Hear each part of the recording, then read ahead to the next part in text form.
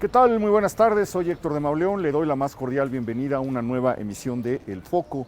Estamos caminando con mi querida Beca Duncan y nuestro amigo Rodrigo Hidalgo por los rumbos de Tacuba, uno de los barrios también históricos, cargados de relatos, cargados de tiempo, cargados de historia que hay en la Ciudad de México.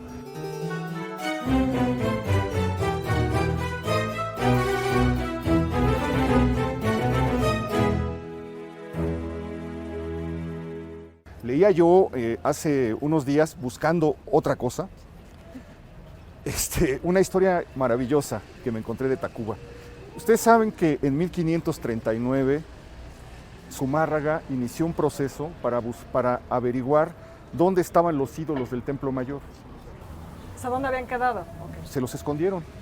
Entonces, en lo que poco después entre el sitio de Tenochtitlan y el tiempo que llegaron los españoles a apoderarse, ya no estaban los ídolos del Templo Mayor.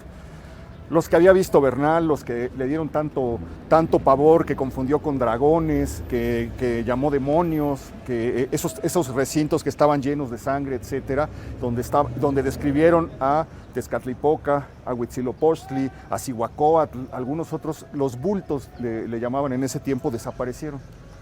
Y entonces, en 1539, le van a hacer una denuncia a Zumárraga y le dicen que un indio de Tacuba sabe dónde es porque él los tuvo escondidos en su casa. Y entonces se inicia uno de los primeros procesos de la Inquisición para tratar de averiguar los bultos, dónde estaban los bultos perdidos del Templo Mayor, y eso nos trae directamente a Tacuba. Parece ser que cuando se van a la expedición de las Cibueras, se llevan a Cuauhtémoc, se llevan al señor de Tacuba y se llevan al señor de Texcoco, acompañando a Cortés para que no fueran a hacer un levantamiento en la ciudad de Tenochtitlan, en la ciudad recién caída.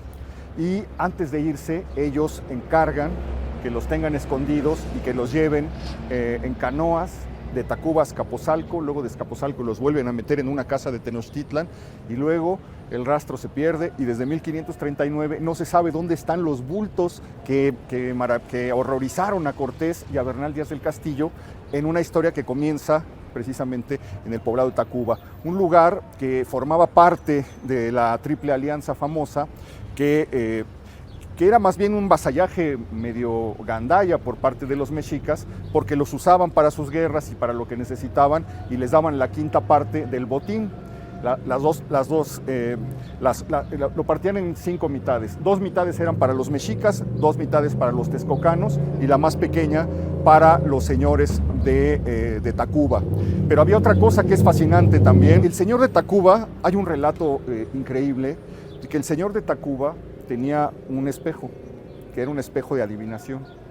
Y durante el sitio de Tenochtitlan subieron al Templo Mayor el señor de Texcoco, el señor de Tacuba y Cuauhtémoc, y consultaron el espejo del señor de Tacuba. Y en el señor Cuauhtémoc se desmayó, no pudo ver lo que pasó porque se desmayó arriba del Templo Mayor. Imagínense la debilidad del sitio tan prolongado, de la batalla, el desgaste, cayó desvanecido. Y entonces no escuchó lo que dijo el espejo, y el espejo les dijo, vamos a perder México. Entonces despertaron a Cuauhtémoc y bajaron las escalinatas del Templo Mayor diciendo vamos a perder México. Era el espejo de adivinación que tenía el señor de Tacuba. Y ahora estamos caminando, nos detuvimos aquí en este lugar que es como un ejemplo de una anticiudad, este paradero del Metro Tacuba. Hay un puente, hay un bajo puente, hay puestos, hay micros, está el metro, están el tianguis que rodea el atrio del templo de San Gabriel. Todo Arcángel, lo peor de la ciudad. Todo lo peor parece concentrarse, basura, perros sí, callejeros, un caos completamente. etcétera. Y rodeando un monumento histórico que está aquí pues como tirado al desgaire, digamos, ¿no? Ahí en el completo olvido, a pesar de ser uno de los ancianos venerables, ilustres de la historia, mi querido Rodrigo. Y además que milagrosamente está vivo, porque mucho se cuenta del árbol de Popotla, pero finalmente allá nada más podemos apreciar los restos. Sí, claro. Y aquí este árbol afortunadamente se conserva también con vida. Vamos a darle una vueltecita para verlo en todos sus aspectos. Es más o menos como se veía el árbol de Popotla. Sí. antes del incendio de 1981, más o menos se había conservado con estas características. Este árbol tiene por lo menos pues, más de 500 años. Sí, no, bueno, Sí. un árbol centenario, sin duda. Sí, y es también uno de los que le pelean el título al de Popotla. Hay Sí, varios. que también es ese tema, ¿no? Que Ujú. quizá el de Popotla no es el árbol de la noche triste. Sí, también hay otro en Totoltepec, ahí en Naucalpan, que la gente de allá dice que ese es el verdadero y que no les quitemos su preponderancia, pero también los de aquí. Es se decir, puede tenemos que- 3 árboles que cobijaron o supuestamente cobijaron el llanto de Cortés.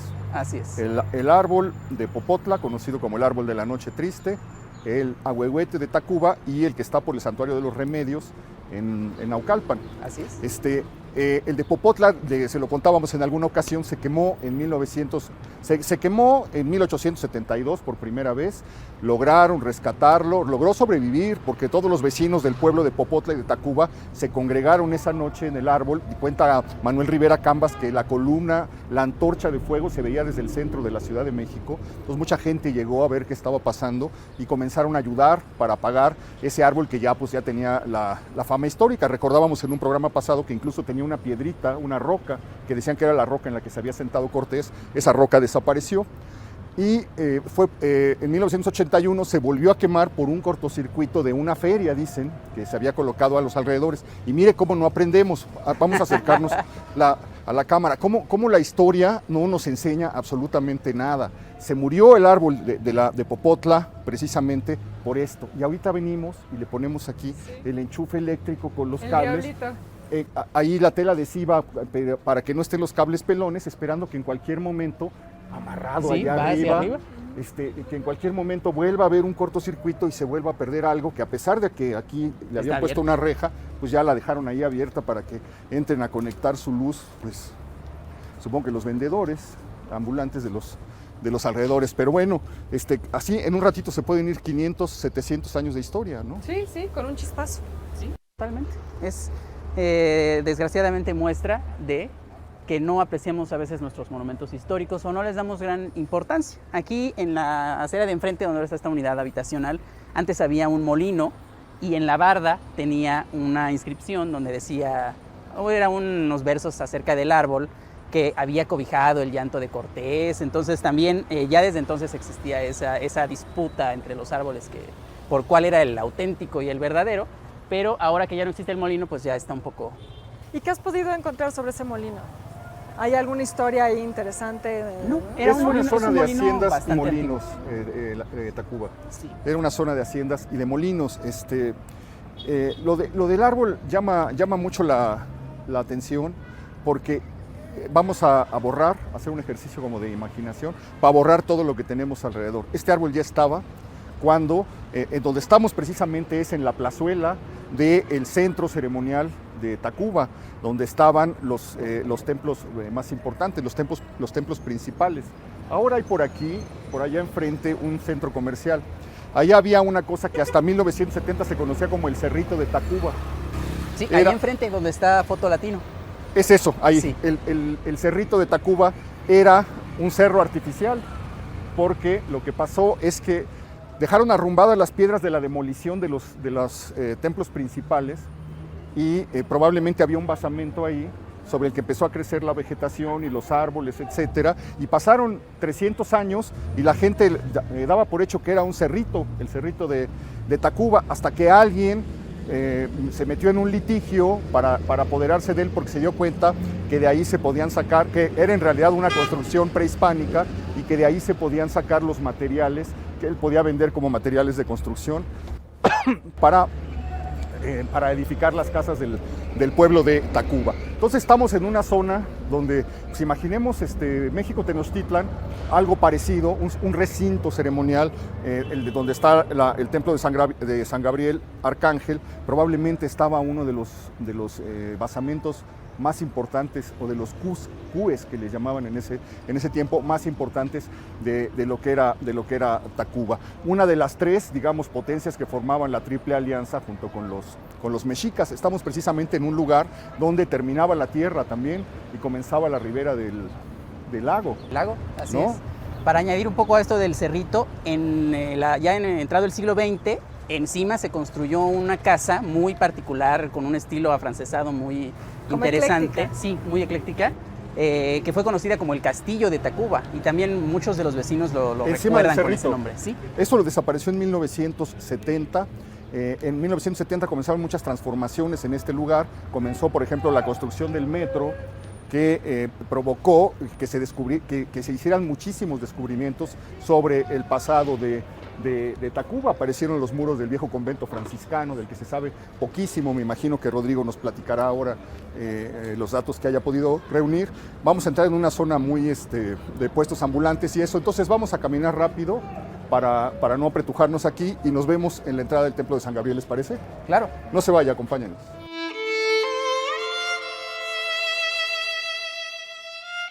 Y bueno, pues en lo que veníamos hacia acá nos encontramos a estos pequeños vecinos de Tacuba, Giovanni, Fernanda y Aileen. Nos van a acompañar, querían salir en la tele. Nos van a acompañar un tramo del recorrido. Nada más guarden la distancia porque acuérdense que estamos en emergencia. Y bueno, pues estamos caminando ya a las orillas del templo de San Gabriel Arcángel. Hay información como muy espaciada alrededor de este templo. Se sabe que muy pronto, en los primeros años después de la caída, bueno, Cortés, cuando fue después del sitio, durante el sitio de Tenochtitlan, Cortés puso aquí uno de sus campamentos, el campamento de Pedro de Alvarado. Desde aquí comenzaron las incursiones de Alvarado y sus hombres hacia México, pero le prendieron fuego a las casas de los habitantes de Tacuba, precisamente en represalia por haber apoyado a los mexicas durante el sitio. Consumada la conquista, comienza la demolición. Si usted tiene oportunidad en algún momento de acercarse a mirar las piedras de la portada principal y del interior del templo, va a encontrar todavía las inscripciones prehispánicas de las pirámides que hubo de las pirámides, perdón, esa costumbre absurda, de los templos, de los basamentos prehispánicos que hubo en este lugar. Fueron desmontados y empleados para elaborar, por ejemplo, las columnas del interior del templo. Es famoso por sus columnas, ¿sí? Aquí lo tenían a la mano. Sí, pues es que era el material que había a la mano. No habían llegado tampoco arquitectos, ¿no? Hay que pensar en esos primeros años de la conquista, pues se tenían que echar mano de lo que tenían y también de la mano de obra indígena. Entonces no solo se recuperan las piedras, sino que también los primeros labradores de las piedras de los nuevos templos también van a ser indígenas. Entonces es un momento muy interesante donde vemos esta fusión de un estilo, digamos, una estética todavía prehispánica, pero ya con referentes católicos. Además es un caso muy curioso porque la primera iglesia se edificó en el siglo XVI y era un templo de planta basilical, es decir, tenía corredores a los lados, columnas que dividían las tres naves, y en el siglo XVIII cambia completamente y se edifica la que conocemos ahora, que tiene una planta más regular, una planta de cruz, y las columnas que quedan en la parte de las oficinas, sí, es el único resto que sobrevive del templo original. Así es. Estamos entrando al atrio del templo de San Gabriel Arcángel. Efectivamente, comienza como un pequeño monasterio en los años inmediatos a la conquista, ocupado por los franciscanos. Me llama mucho la atención, queda poquísimo del convento, no hay manera de imaginarse. El atrio se ha modificado muchísimo. Si uno ve los grabados del siglo XIX, es completamente distinto el espacio, pero era un convento en el que solamente en sus momentos de mayor esplendor llegó a estar habitado por 6 frailes. Aún así era famoso por su huerta, donde había higos, donde había diversos frutos, etc. Entonces, imaginar la vida de enclaustramiento de estas personas durante toda una vida, 6 personas encerradas. Si ahorita con el aislamiento, sí, no aguantamos a 2 o 3. No se aguanta uno mismo. Sí. Bueno, aquí tenían suficiente espacio, ¿no? Para alejarse de los otros y pasar un buen momento de contemplación. Pero imagínate las rutinas. Sí, que eran, y además eran muy estrictos. Muy estrictos. Sí. Ellos tenían que vestir solamente un sayal, tenían que andar descalzos, no se les permitía usar sandalias, a menos que tuvieran alguna enfermedad que les provocara alguna molestia. Entonces tenían que andar de esa manera, estos en los orígenes de la llegada de los franciscanos. Después se volverían una de las órdenes más ricas y más suntuosas de la Nueva España, pero en ese momento, en este espacio, levantan este convento y comienzan a levantar hacia finales del siglo XVI lo que será esta iglesia dedicada a San Gabriel Arcángel. Efectivamente, como nos contaba Rodrigo, se hizo con una planta distinta. Había 3 pasillos, digamos, en el interior del templo, y lo modificaron en 1760 y tantos para hacer la planta latina, y lo que hicieron fue que decían que había una muchedumbre de columnas, había muchísimas columnas, y esto hacía que los que venían a misa no pudieran ver el altar mayor, porque si uno ha entrado, se da una idea de que efectivamente podía ser muy complicado, por la manera en la que se había levantado, poder estar atendiendo la misa. Entonces decidieron cambiar la planta y sellaron con un muro, de columna a columna levantaron paredes. Y entonces una parte de las columnas del templo original quedaron enterradas, digamos emparedadas, hasta que hicieron el metro en los 70s, que al estar haciendo reparaciones y remozamientos por los túneles que habían dañado de algún modo la estructura, se descubrió que dentro del templo están emparedadas una muchedumbre, una multitud de columnas que son anteriores al siglo XVIII, y muchas de ellas todavía tienen los motivos arrancados de los templos. O sea, uno alcanza a ver las serpientes, las fauces, las garras, los motivos florales, etcétera, que decoraban los templos de este También lugar. la fachada se modificó bastante, ¿no? O sea, lo que vemos aquí es ya un templo totalmente barroco del siglo XVIII. Sí. Y que es algo que también ya hemos hablado, ¿no? Y que tú mencionas mucho, Héctor, como la ciudad que vemos ahora es una ciudad del siglo XVIII, y hay que pensar que en algún momento, pues básicamente se demolió todo lo anterior para construir esta nueva ciudad, en un momento que había mucho esplendor arquitectónico, por supuesto, como se puede ver, pero mucha riqueza también. O sea, el siglo XVIII es el siglo en el que explota la minería, y entonces eso también permite que se remodelen todos estos templos y se hagan estas portadas pues totalmente ornamentadas. Sí, esta portada tiene mucha similitud con la que hizo Pedro de Arrieta en la antigua basílica. Sí. Es muy parecida, nada más que en el cuadrante principal tiene una escena de la Anunciación. Ajá. Y del otro lado hay una imagen, ojalá la podamos localizar, de un santo al que le cambiaron la cara. Es un santo que está leyendo un libro, no se sabe quién es, puede ser un padre de la iglesia, puede ser cualquiera, pero se ve que perdió la cara en algún momento, y entonces le pusieron con otro material la cara de otra persona, y ahí se conserva.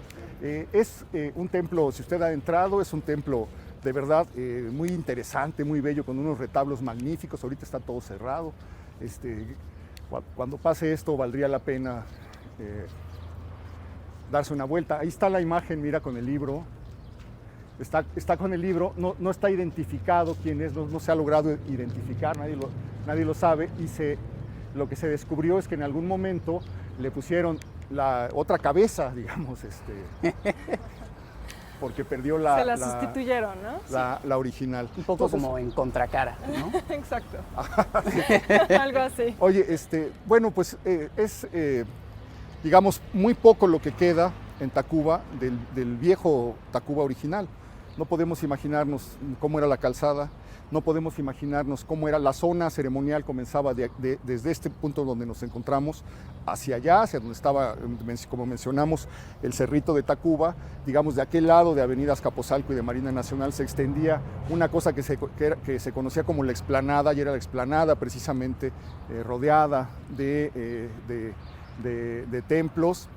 Cuando caminamos por Popotla, la semana pasada, o hace 2 semanas, pensamos cómo se vería el Zompantli, que estaba el árbol de la noche triste a un lado del templo principal de Tacuba, y enfrente, digamos, cruzando la México-Tacuba, estaba el muro de las calaveras, etc. Cuesta mucho trabajo ya imaginar en este momento cómo era el señorío de Tacuba antes de la llegada de los españoles, pero cuesta mucho trabajo imaginar también cómo era en la época virreinal, cómo era en el siglo XIX, incluso cómo era a principios del siglo XX. Han circulado por ahí ustedes, me parece. Sí, hay bastantes fotografías de cómo era este espacio ya en tiempos recientes, ya en los años 20, en los años 30, que el espacio, más allá de la actual barda atrial, había una plaza muy amplia donde se reunía la gente, era un parque, se reunía la gente a platicar en la banca. Había un kiosco donde había espectáculos musicales, sí. Okay. Así ¿Dónde es. están los tianguis? Por donde pasamos sí, ahorita, sí, por el exactamente. laberinto de puestos. Ahí estaba todo este espacio que todavía tenía mucho de este espíritu alejado de la ciudad. Era un lugar muy tranquilo, todavía no se ensanchaba la calzada México-Tacuba al tamaño que hoy tiene, entonces era un lugar muy tranquilo. La actual calle de Golfo de Adén continuaba hasta la calzada y no existían, por supuesto, los puentes ni el metro, entonces sí era un panorama completamente diferente. Cruzando ese jardín estaba una pequeña glorieta donde estaba un busto de Felipe Carrillo Puerto, y ahí se ponían, hay algunas fotos donde se puede ver que en los alrededores se ponían espectáculos de ferias. Estás hablando de finales de los 20, sí, los 30. Y pasando esa glorieta estaba el Palacio Municipal, porque Tacuba fue la capital del municipio de Tacuba, entonces ahí estaba el Palacio de Gobierno, que tuvo varias modificaciones en la Tenemos fachada. que imaginarlo como un ambiente muy de pueblo, ¿no? Sí. Todavía, para nada la urbanización que estamos viendo hoy en día. No, era absolutamente diferente y era una vida, además que la mencionan los cronistas de ese tiempo, era una vida muy tranquila. Venía aquí la gente todavía, incluso ya entrado el siglo XX, a pasar el fin de semana, a vacacionar. Era un poco como ir a Xochimilco o como ir a Coyoacán antes de que fuera también absorbido por la mancha urbana. Pero fíjate que quedan algunas huellas todavía aún del convento. O sea, si uno se asoma aquí, se ven unos naranjos, se ve un árbol de limón, se ven una rosa. O sea, de alguna manera quedan esas pequeñas huellas o testimonios de lo que pudo haber sido la vida aquí. Así es. En este espacio estaba el convento, que también fue recortado, después lo demolieron con la ampliación de la calzada México-Tacuba. Y del otro lado, ya yendo hacia Mar Mediterráneo, también quedan varios edificios de la época porfiriana, varias construcciones que han sobrevivido y hoy Tacuba lo relacionamos precisamente con ambulantaje, con mucha gente, con el metro, con un lugar de paso. Tiene un sentido, y es que se dejó, digamos, el gobierno indígena en Tacuba. Entonces los españoles hicieron la ciudad blanca, la ciudad española en lo que hoy es el centro, y aquí dejaron que se siguieran, pusieron su iglesia, mandaron el convento, empezó un proceso de catequización, etcétera, pero dejaron, se llamaba Antonio Cortés, el nombre que le pusieron al primer cacique después de la conquista en honor a Hernán Cortés, porque hay que recordar que esto se lo dieron a Isabel de Moctezuma. Cortés le cede a Isabel de Moctezuma, la hija de Moctezuma, le da como encomienda el pueblo de Tacuba y 12 pueblos más. Sanctorum hoy es un panteón, era un pequeño pueblo, Naucalpan, San Bartolo, pues era un pequeño pueblito que formaba parte de los 18 pueblos que le fueron entregados a Isabel de Moctezuma, que estaba casada con Alonso de Grado, uno de los soldados de Cortés, y entonces se hace un gobierno indígena y siguen de alguna manera pues, la tradición ancestral del mercado, el tianguis, sí, de la vida comercial. Eran barrios de indios, como los llamaban. Barrios de indios, y eso va marcando de algún modo el destino de este lugar desde el origen. Y hasta el porfiriato. O sea, podríamos decir que hasta que...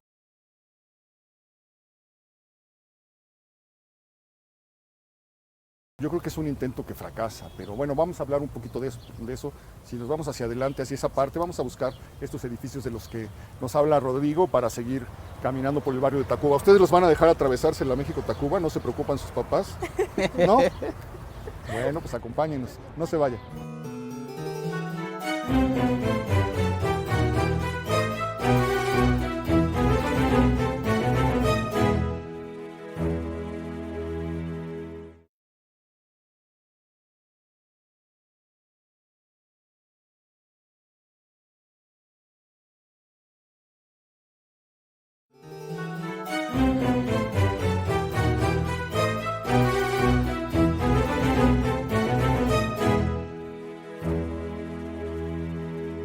Vamos a cruzar la calzada México-Tacuba. Nos quisimos detener aquí un momento, encontramos dos cosas muy interesantes.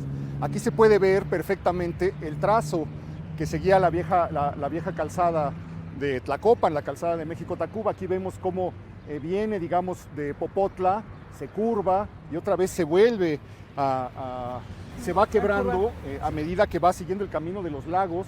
y también de las poblaciones. Y aquí vemos, sí, algunos de los vestigios, ¿no? De los que hablaba Rodrigo. De ese Tacuba Porfiriano. porfiriano, sí. Sí, y a pesar de estar en muy malas condiciones, vemos algunos elementos interesantes aquí, ¿no? Todavía conserva esta herrería para sostener los pequeños techos que ponían para cubrir los balcones y las entradas, como los toldos, sí. Tapar el paso del sol y la bellísima herrería. Sí.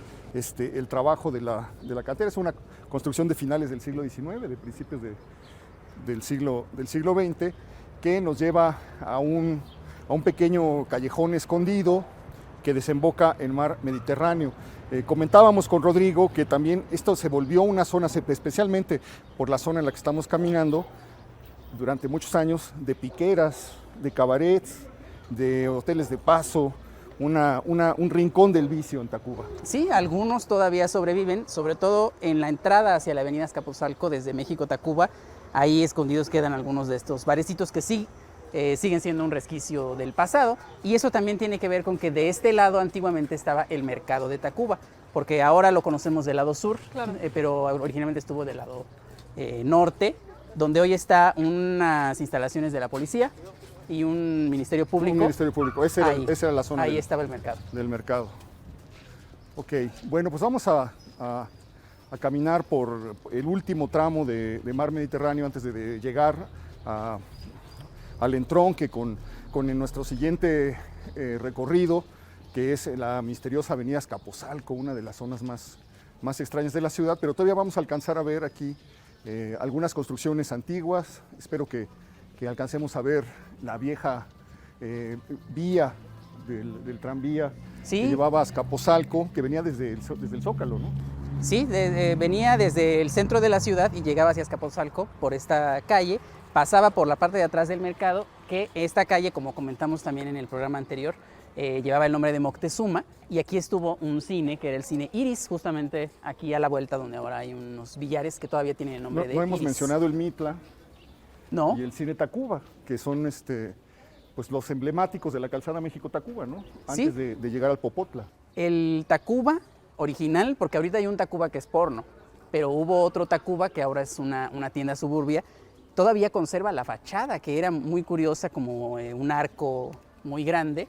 Ahí estuvo el primer cine Tacuba, y el Mitla, aquí en la esquina con Golfo de California, si no me equivoco, que hasta hace poco todavía existían los restos, fue demolido poco a poco y ahora es un estacionamiento. Es interesante porque se quemó hace varias décadas, y a partir de ahí empezó su debacle, después fue dividido y ahora pues ya nada más quedan prácticamente el recuerdo. Vamos a pasar por una calle escalofriante en la historia de la Ciudad de México, que es precisamente la calle de Mar del Norte. Nada más de ver el nombre de Mar del Norte se me enchina la piel. Igual entramos vamos a entrar aquí, por acá vamos a caminar. Pues es nada más y nada menos que el lugar en donde se cometieron los crímenes de Goyo Cárdenas, el estrangulador de Tacuba. Mar del Norte 49, está la casa todavía en pie, modificada, pero está la barda, todavía se alcanza a ver el jardín donde el detective José Suárez encontró, buscando el rastro de una alumna que había desaparecido. Su papá fue a reportarla. Cuando comenzó a hacer José Suárez sus investigaciones, le dijeron que tenía un novio que era un estudiante de química de 20 años, y entonces comenzó a preguntar y logró indagar que este estudiante vivía en la calle del Mar del Norte. Entró a la casa, pues yo creo que se brincó. Estamos hablando de 1942, no había, todavía como que mucho apego. Debido proceso. Ajá, exactamente, esa palabra ni existía. Se brinca y comienza a ver, y se mete a un cuartucho, y ve ahí varios instrumentos de probetas, de matraces, cosas que tenían que ver con química, y pues no encuentra unas cobijas sucias, no encuentra mucho que le pueda arrojar indicios del paradero de esta muchacha, o del paradero del estudiante que se llamaba Gregorio Cárdenas. Había llovido, pero además había pasado algo muy interesante. Esas noches había comenzado los ejercicios de oscurecimiento que obligaron a hacer a México por la Segunda Guerra Mundial. Acabamos de declararle la guerra a Alemania, a las potencias del eje, y entonces dijeron, no nos vayan a venir a bombardear Hitler, tenemos que prepararnos. Y entonces comenzaron a hacer una serie de ejercicios que comenzaban a las 7 de la noche, a partir de los cuales todos tenían que apagar las luces en toda la ciudad, se iba a anunciar por el repique de las campanas de los templos, se iba a anunciar por las sirenas de las patrullas y de los carros de bomberos, y en ese momento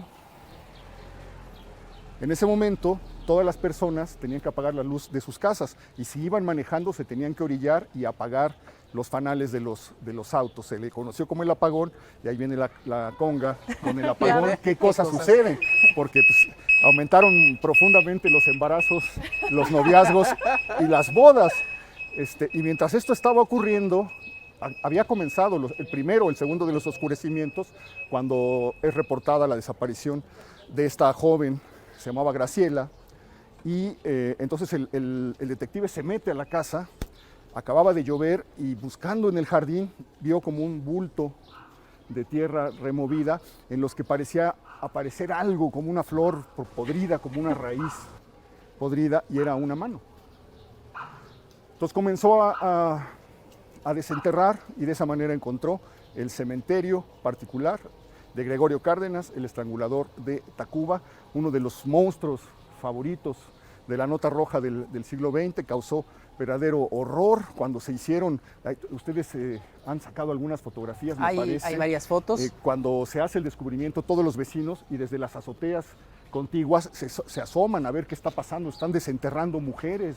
Pues es de los asesinos seriales más importantes, digamos, más famosos de la historia de México, ¿no? Pues esta es la esquina, esta es la casa en la que, según la tradición, estamos viendo que ahora tiene aquí la numeración 54. Nos comenta Rodrigo que él ha leído, también ha encontrado que es no Mar del Norte 49, sino el 20. Número 20, sí, en algunas fuentes. En el libro de microhistorias de Tacuba comentan que era el número 20, entonces sí hay algunas discrepancias. Y bueno, la numeración cambió, ¿no? Sí. Evidentemente. Sí.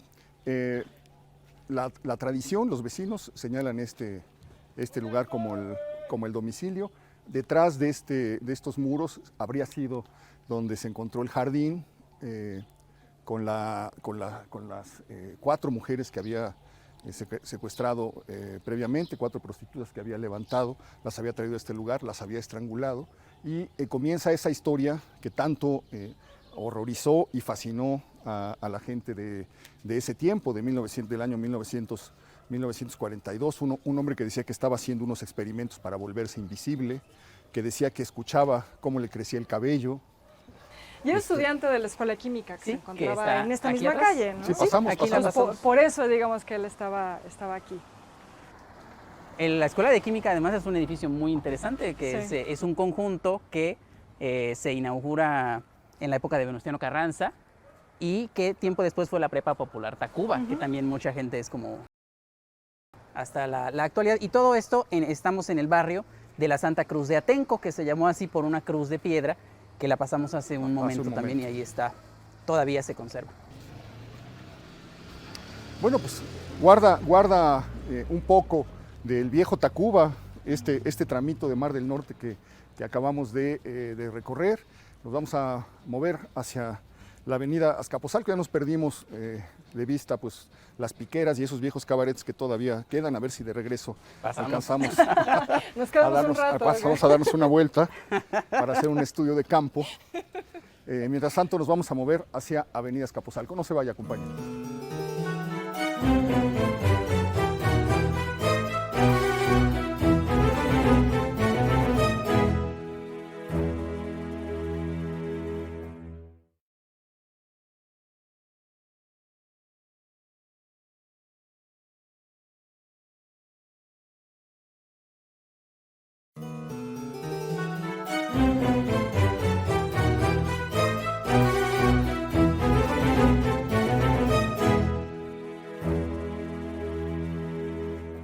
Bueno, pues 38 años en prisión, Gregorio Cárdenas, el hombre que se hacía invisible con unas pastillitas, que fue ovacionado en la Cámara de Diputados cuando recobró la libertad, que dedicó muchos años de su estancia en Lecumberri, en el pabellón de psiquiatría, a estudiar leyes y a defender a otros expresos, luego por ahí circuló un cómic, ¿no? Yo recuerdo que ahí en los años 80 las aventuras de Goyo Cárdenas lo habían vuelto una celebridad. Pero bueno, ya estamos en otra cosa, mi querido Rodrigo. Sí, estamos ya en la calle de Benito Juárez, que es el límite sur actualmente del casco de la Hacienda de Clavería. La Hacienda de Clavería fue muy importante en esta zona, fue una de las más importantes de Azcapotzalco y afortunadamente se conserva en muy buenas condiciones. Hoy es el Instituto Panamericano de Alta Dirección de Empresa y aquí esta hacienda se remonta a la época virreinal cuando fue propiedad de la familia Bustamante.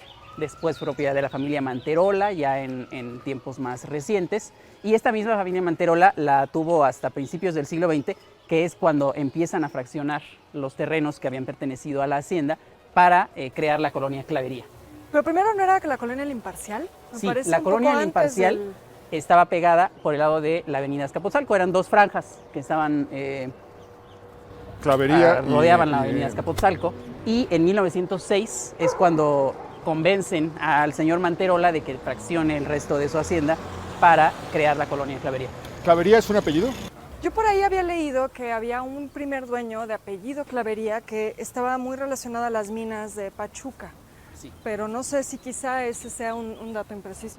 No, sí, hubo un dueño, me parece que sí fue Clavería al inicio y un poco más adelante es cuando los más reputados fueron los de la familia Bustamante. Muy bien, vamos a acercarnos a Avenida Azcapotzalco. Aquí comienza otra historia desconocida y fascinante de la Ciudad de México. Tiene que ver con Rafael Reyes Espíndola, el fundador del periódico El Imparcial, el introductor del periodismo moderno en México, el que acaba con la prensa doctrinaria del siglo XIX para hacer una idea más cercana a la que tenemos nosotros del periodismo. Contrata, por ejemplo, teléfonos para que los reporteros puedan reportar desde grandes distancias las noticias que están viendo. Publica las primeras fotografías, se empieza a usar la cámara fotográfica como una herramienta tradicional del periodismo, se mandan notas por telégrafo, se practican los cables, contrata agencias para tener información fresca de todos los lugares del mundo. Da a conocer en 1906 el terremoto de San Francisco, pues prácticamente como está sucediendo las cosas, ese terremoto bestial que acabó con el incendio y la desaparición total de la ciudad de San Francisco, y sobre todo mete los géneros periodísticos, la entrevista, el reportaje, la crónica. Comienza a hacer un producto muy atractivo que cuesta 1 centavo y que logra tirajes de 100,000, o sea, periódicos de nuestros días no llegan a eso. Bueno, él es quien industrializa el periodismo, ¿no? Él es quien mete las modernas rotativas que no existían antes y eso es también lo que le permite hacer esos tirajes. Sí, desde luego. Mete la ilustración, ¿sí? como uno de los El Mundo Ilustrado, uno de los servicios, revista, y luego abre el mundo Ilustrado, o abre primero el Mundo Ilustrado y luego el Imparcial. La cosa es que él tenía 2 caballos. Y uno se llamaba El Imparcial y era blanco, y el otro se llamaba El Mundo y era negro, y salía en sus carruajes. Y entonces hizo una gran fortuna, de veras un genio del periodismo.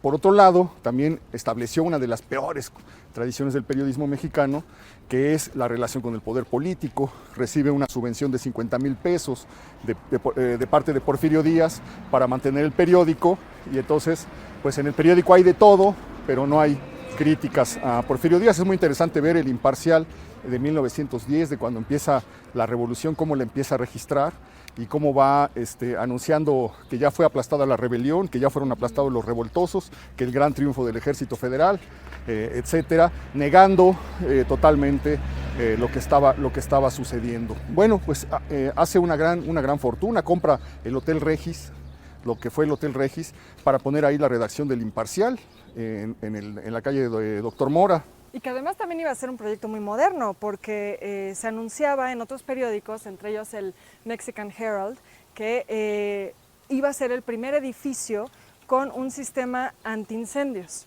pensando justamente en que pues, todos estos materiales, tanto el papel como la fotografía, eran pues muy flamables, entonces iba a ser el primer edificio en tener un sistema contra incendios, de manera que pues él también estaba pensando no solo en modernizar el periodismo, sino también de cierta manera modernizar la arquitectura.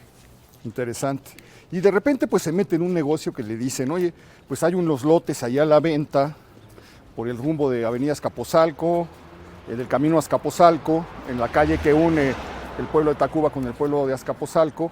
Hay una oportunidad para hacer una nueva colonia, saludable, porque la anuncian también lejos de las pestas de la ciudad, con agua, con vegetación, con aire puro, con oxígeno. Estamos viendo ya lo poco que hemos caminado y ya nos empieza a invadir un poco el aire melancólico que tiene esta hermosísima avenida Azcapotzalco. Si usted ha pasado por aquí se preguntará quién habrá hecho esas casas que parecen chalets, ¿no? Que son que tienen siempre un jardín, una reja, un jardín al frente, que están rodeados de pasto y que tienen esas formas tan caprichosas, techos de 2 aguas, en una zona donde nunca ha nevado, o ha nevado poquísimas veces, Sí, precisamente en 1907, cuando esto comenzaba, sí hubo una nevada fuerte, pero lo que pasa es que él hace una colonia que la piensa para los periodistas. Los primeros clientes son periodistas del Imparcial, el subdirector, él compra un terreno y se hace una casa, Carlos Díaz Dufo, el subdirector, se compra otra casita, el gerente del Imparcial se compra otra y comienzan a instalarse primero pues, lo que se piensa como la colonia del Imparcial o la colonia del periodista, como se le conoce brevemente. Y entonces comienzan a surgir, estamos hablando pues, de los años de todavía, no entraba propiamente lo que se ha llamado el crepúsculo porfiriano. No, estábamos todavía en la cresta, en la ola. Sí. Y también es lo que les permite hacer estas construcciones, ¿no? Todavía hay mucho dinero, hay mucha, como mucho esplendor industrial particularmente, porque también, además de los periodistas, hay que decir que aquí en Avenida Azcapotzalco también se instalan muchos extranjeros que habían llegado a hacer pues, las mineras, las empresas de ferrocarriles.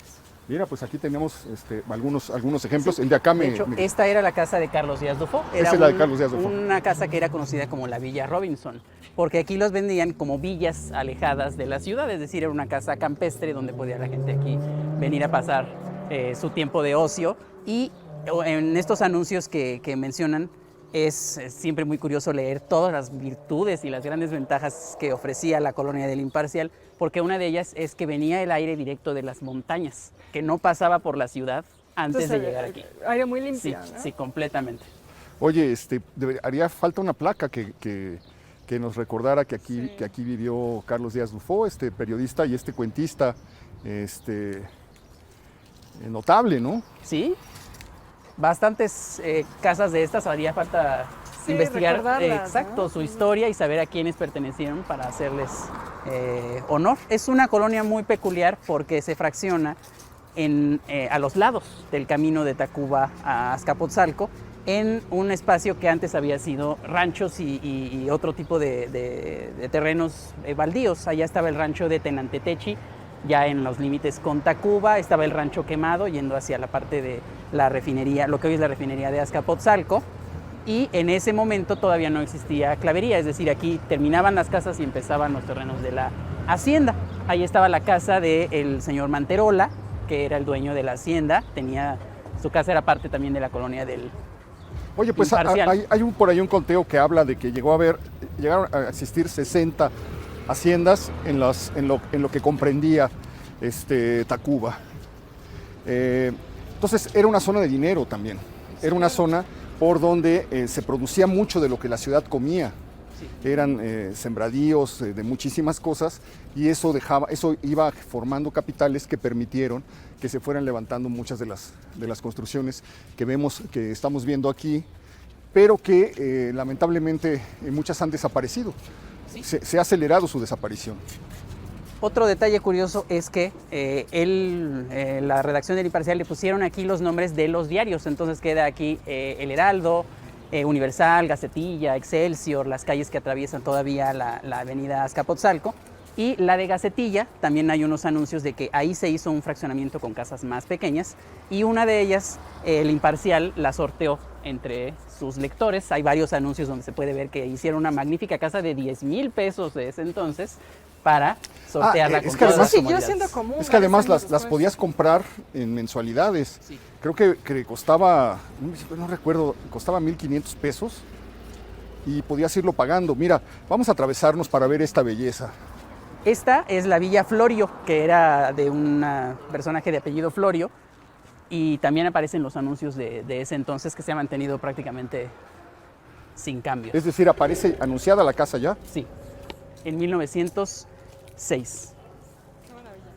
Ok, pues mira, estamos hablando de 114 años, todo lo que habrá visto pasar en este tiempo y todo lo que habrá ocurrido adentro. Tiene un aire tan misterioso, tan de jardín abandonado, tan Sí, inglés, sí, totalmente, ¿verdad? totalmente. Sí, Que pues, con solamente la fuente falta seca con que las solamente hojas. falta que veamos pasar un fantasma detrás Para ya sentirnos en la Inglaterra para ya estar victoriana. y perfectamente instalados. Ven nada más qué maravilla.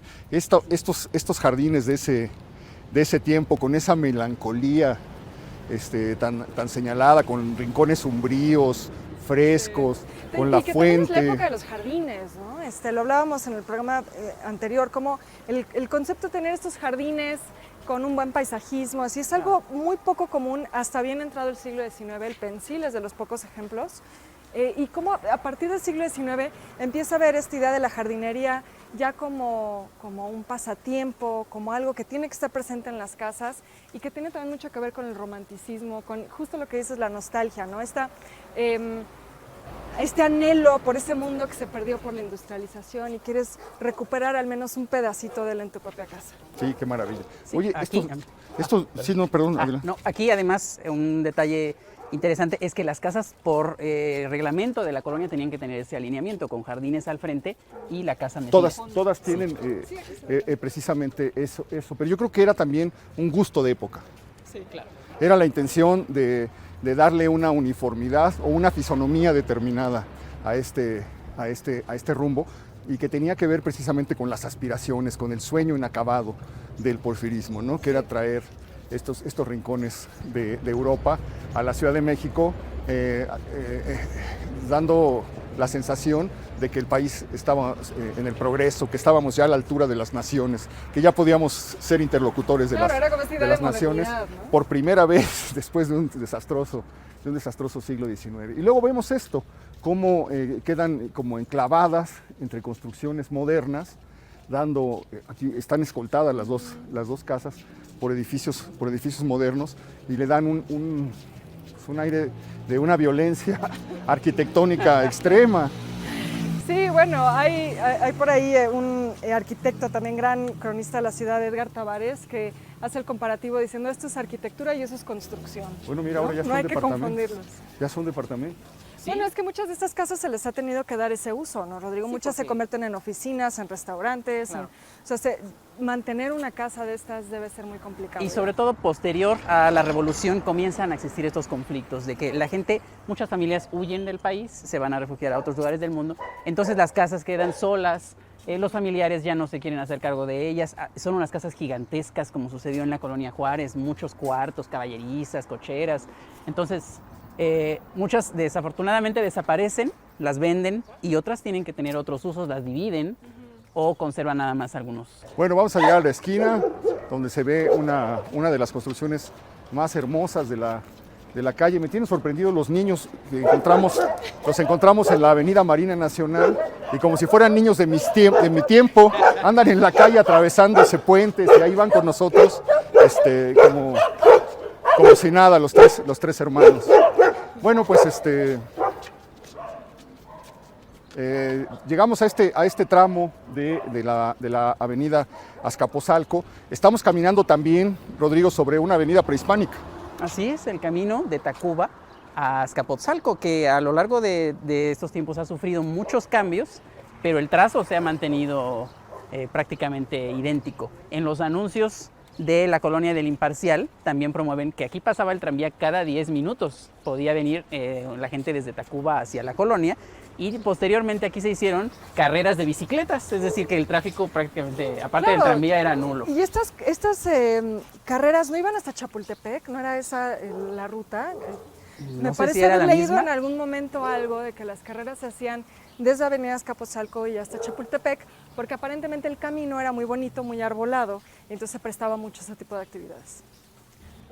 Bueno, pues quedan todavía los árboles escoltando Sí. la nueva avenida, o la versión moderna de la avenida Azcapotzalco. Árboles también ya centenarios, deben ser los árboles que se plantaron cuando Reyes Espíndola fracciona esta zona para hacer las primeras quintas, las primeras villas de la colonia El Imparcial. Como le decíamos, habitada en sus primeros años por periodistas, pero luego tengo la impresión de que se vuelve un proyecto fallido, porque Reyes Espíndola tiene que vender la colonia, porque no se venden todos los lotes y quedan muchos ahí como volando. Por ahí está la versión de que no recuperó lo que había invertido. Después le quitan el Imparcial. Pierde Que tampoco el ayuda, Imparcial. ¿verdad? Mira esta casa. Sí, Esta qué es maravilla. increíble que las ruinas se han mantenido todavía. ¿Está abandonada? Parece, ¿no? Parece abandonada, no parece, está abandonada. Ya se ven los vidrios, los cristales rotos, las puertas entreabiertas, seguramente el viento las mueve, las azota cuando sopla. Un árbol frondoso tapando y dándole sombra al jardín, una jacaranda creciendo ahí. Son cosas que de verdad te remiten a otros días, a otro tiempo, y es increíble esta capacidad que tiene la Ciudad de México para detener en algunos instantes el tiempo, ¿no? Sí, nos recuerda quizá un poco lo que vimos en la Casa de la Perulera, ¿no? Son espacios donde parece que uno no se encuentra en la ciudad. Entra y desaparece el bullicio y este ajetreo que caracteriza a Pero la ojalá ciudad. se recuperaran, porque si no perdemos también pues el testimonio de toda una época de la ciudad, ¿no? Entonces, se sigan abandonando y no se les haga el mantenimiento y la conservación correcta, pues iremos perdiéndolas también. Oye, hablando de la Perulera, por ahí me dijeron que había un juego que era el del Perulero, Juan Pirulero. Oh, ¿Y cómo era? No ¿Cómo lo era el conozco. juego? No sé, no, pero que había un juego y que Ok. probablemente lo que fue es tal vez una casa donde se hacía, una casa donde se jugaba determinada cosa. Estamos hablando de la casa de la colonia Pensil, conocida como La Perulera, que visitamos hace un par de programas, o el programa pasado, y decíamos que pues, permanece en el misterio el origen de su nombre. Unos dicen que es porque vivieron unos peruanos, hablamos que le decían perulera en América del Sur a las monedas falsas que no tenían los lineamientos con que debían ser acuñadas, etcétera, pero probablemente hay un juego también, o hubo un juego que en una de esas se jugaba ahí. Pero bueno, pues estamos llegando al final de este recorrido delicioso, mi querido Rodrigo, ¿eh? Sí, Sí, Rodrigo, de- gracias por acompañarnos otra vez. Te estamos exprimiendo todos tus conocimientos en un nuevo programa. Cuando gusten, ha sido un placer y además pasar por rumbos tan diversos. Pasamos del Metro Tacuba y este ambiente un poco más pesado. Cambia totalmente, o sea, pues ya se hicieron estos departamentos, estos lofts, modernos. Sí, y por aquí además conviviendo cambia con el nuevamente pasado. llegando hacia el centro. Mira, llegamos a la calle Universal, la privada del Universal. Como nos decía Rodrigo, se le impusieron nombres de los periódicos de ese tiempo. Me imagino que el fraccionamiento terminaba más o menos por aquí. ¿Cuánto habrá alcanzado a Había realizar? algunas casas más adelante en lo que ahora es la privada de la Gacetilla. Ahí quedan algunas también bien conservadas y ahí es donde se rentó la que regaló, no se regaló, la que compró el Imparcial para sus lectores. Bueno, pues estamos llegando ya al final del recorrido. De hecho, ya llegamos al final de nuestro recorrido. Le agradezco muchísimo que nos haya acompañado. Espero que lo haya disfrutado por este paseo, pues prácticamente desde la época prehispánica hasta nuestros días, en unas cuantas calles del misterioso barrio y olvidado barrio de Tacuba. Muchísimas gracias, Rodrigo, gracias mi querida Gracias, Beca. Rodrigo. Sígasela pasando bien, cuídese mucho, por favor, en estos días de emergencia y lo esperamos la próxima semana, ya lo sabe usted, aquí en El Foco.